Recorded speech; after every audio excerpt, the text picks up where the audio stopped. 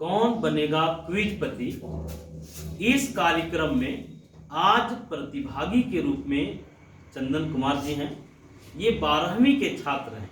सबसे पहले कौन बनेगा क्विजपति इस कार्यक्रम में चंदन जी का हम बहुत अभिनंदन करते हैं, बहुत स्वागत करते हैं। कौन बनेगा क्विजपति इस कार्यक्रम में जो प्रतिभागी यहाँ सेलेक्ट होकर के आते हैं वो विगत जो टेस्ट लिए जाते रहे हैं उस टेस्ट में जो बेस्ट परफॉर्मेंस करने वाले छात्र होते हैं उनका चयन कौन बनेगा क्विजपति कार्यक्रम में प्रतिभागी के रूप में होता है। चंदन जी विगत कई टेस्ट में बहुत अच्छा परफॉर्मेंस कर रहे थे। इस परफॉर्मेंस के आधार पर इनका आज चयन किया गया है। चंदन जी, हम लोग समय बर्बाद किए बिना सीधे कौन बनेगा क्विजपति कार्यक्रम को शुरू करें। हम प्रश्न आपसे करेंगे, आप बहुत ध्यान से प्रश्न को सुनिएगा, उसके ऑप्शन को सुनिएगा और उसमें जो ऑप्शन आपको सही लगेगा उसको आपको चुनना रहेगा। ठीक है, आपसे कुल हम 5 प्रश्न करेंगे। एक जानकारी आप लोगों को हम दे दें, झारखंड एकेडमिक काउंसिल 2021 में जो 12वीं का परीक्षा होना है उसके पैटर्न में एक परिवर्तन की है।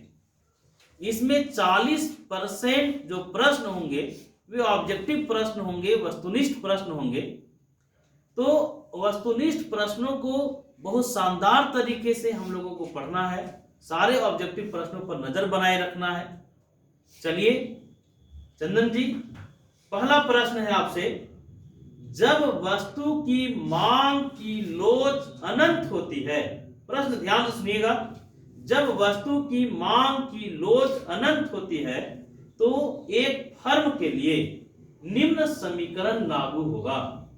ऑप्शन सुना जाए, A R greater than M R greater than A R, option C है M R equal to A R, option D है M R equal to 0। M R equal to A R, बिल्कुल सही जवाब आपने दिया है। तो थोड़ा सा आप लोगों को हम बता दें, पूर्ण प्रतियोगिता के बाजार में जो मांग की लोच है, वस्तु की मांग की लोच पूर्णतः लोचदार होता है। यहां से एक ऑब्जेक्टिव ये भी रह सकता था कि वह कौन सा बाजार है जिसमें मांग की लोच अनंत होता है। तो पूर्ण प्रतियोगिता के बाजार में मांग की लोच अनंत होता है।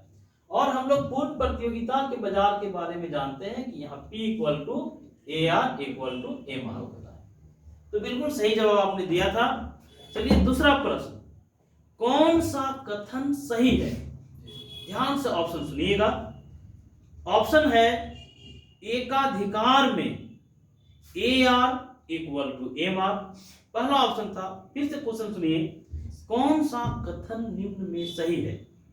पहला ऑप्शन है एकाधिकार में A R equal to M R, option B है एकाधिकार में A R greater than M R, option C है एकाधिकार में A R less than M R, और ऑप्शन डी है एकाधिकार में A R equal to M R equal to 0। A R greater than M R, सही जानकारी आपने दिया है कि जो एकाधिकार का बाजार होता है उसमें एवरेज रेवेन्यू अधिक होता है मार्जिनल रेवेन्यू से। बिल्कुल सही जवाब। प्रश्न तीसरा प्रश्न आप सुनिए ध्यान से। प्रश्न है, एकाधिकार के बाजार में कुल आगम वक्र या टोटल रेवेन्यू वक्र कैसा होता है? ऑप्शन सुना जाए, यू के आकार का होता है, एल के आकार का होता है, उल्टा यू के आकार का होता है, इनमें से सभी। उल्टा यू के आकार का होता है। बिल्कुल सही जवाब, बहुत शानदार कॉन्सेप्ट चंदन जी, आपने बिल्कुल सही जवाब दिया है। प्रश्न था कि एकाधिकार के बाजार में टी आर वक्र की आकृति कैसी होती है, तो इसका सही जवाब है कि एकाधिकार के बाजार में कुल आगम वक्र उल्टा यू के आकार का होता है। चलिए चौथा प्रश्न सुना जाए। पूर्ण प्रतियोगिता के बाजार में ए आर तथा एम आर वक्र होता है, एक्स अक्ष के समानांतर होता है, वाई अक्ष के समानांतर होता है, ए और बी दोनों सही है, इनमें से कोई नहीं। एक्स के समांतर। बिल्कुल सही जवाब। पूर्ण प्रतियोगिता के बाजार में ए आर और एम आर एक्स अक्ष के समानांतर होता है, हम लोग डायग्राम में पहले भी देखे थे। अब चलिए पांचवा प्रश्न और अंतिम प्रश्न है, किसी फर्म का मांग वक्र होता है। ऑप्शन सुनिए, टी आर वक्र, ए आर वक्र, एम आर वक्र, इनमें से कोई नहीं। ए आर वक्र। बिल्कुल सही जवाब, आपने बिल्कुल सही जवाब दिया है। किसी फर्म का मांग वक्र ए आर वक्र होता है। आप सभी देख रहे थे चंदन जी आज कौन बनेगा क्विजपति इस कार्यक्रम में प्रतियोगी के रूप में भाग लिए थे। 5 प्रश्नों का ये सामना किए और पांचों प्रश्न को बहुत कॉन्फिडेंस के साथ, पूरे आत्मविश्वास के साथ ये जवाब दिए। धन्यवाद चंदन जी, हम आपके मंगल भविष्य की कामना करते हैं और यह गिफ्ट आपके लिए है।